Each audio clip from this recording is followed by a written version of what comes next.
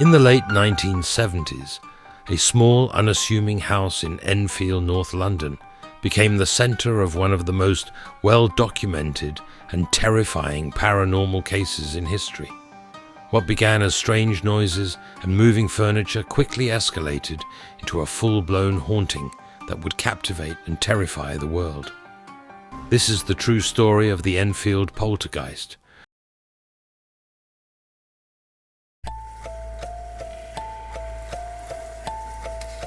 The Hodgson family consisted of single mother, Peggy Hodgson, and her 4 children, Margaret, Janet, Johnny and Billy. They lived in a modest council house in Enfield, a suburb of London.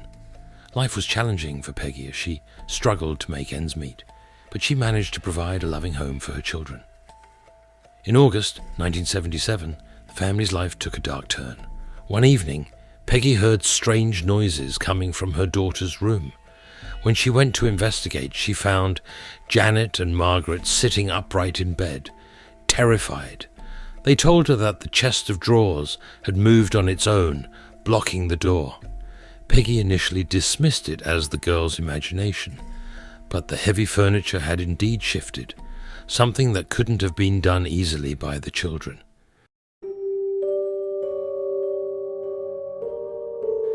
In the days that followed, the strange occurrences increased.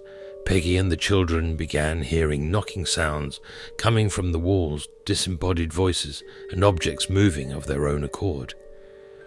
The activity centered around Janet, who was 11 years old at the time. She seemed to be the primary target of whatever was haunting the house. Terrified, Peggy called the police. When the officers arrived, they too witnessed the strange phenomena. A chair was seen sliding across the floor, and a marble was thrown across the room by an unseen force. The police were at a loss. They could do nothing to stop the strange events, and could only suggest that Peggy contact the media or a psychic.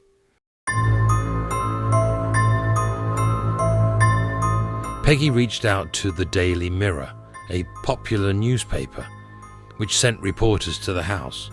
The journalists were skeptical at first, but soon witnessed objects moving on their own and other unexplainable events.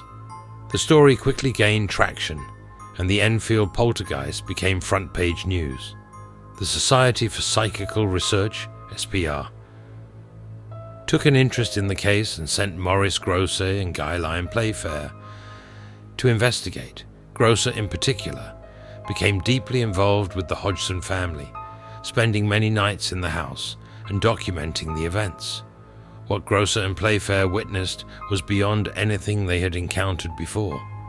They recorded numerous strange occurrences, including furniture being overturned, objects being thrown across rooms, and even Janet herself being levitated off the bed.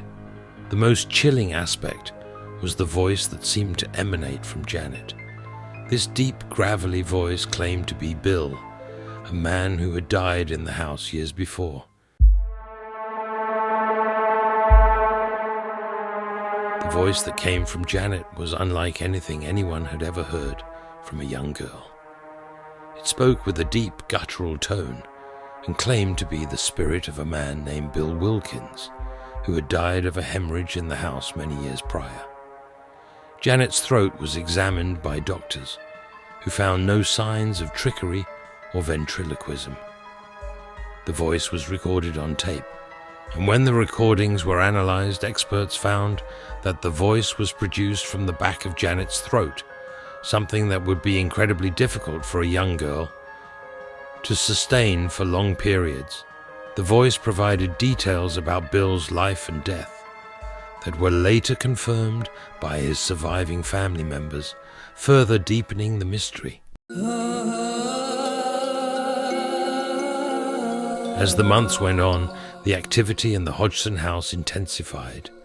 Janet's behavior became more erratic, and she began experiencing fits and trances.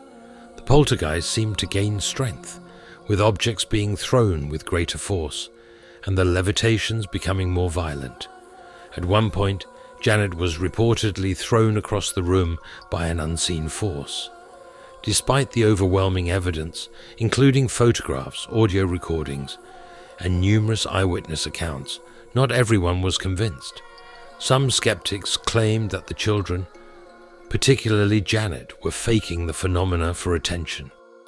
The children were indeed caught on occasion trying to bend spoons or make noises to scare the investigators, but they insisted that the majority of the phenomena were genuine.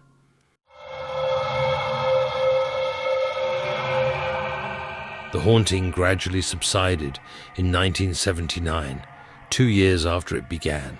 The Hodgson family finally found peace, although Janet continued to experience strange occurrences for a time.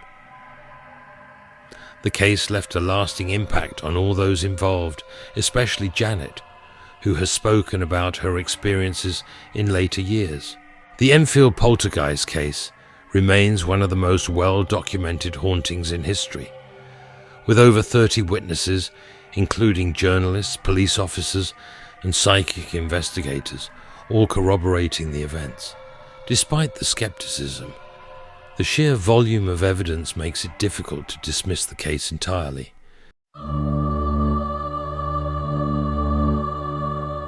The Enfield Poltergeist is a chilling reminder of how little we truly understand about the paranormal.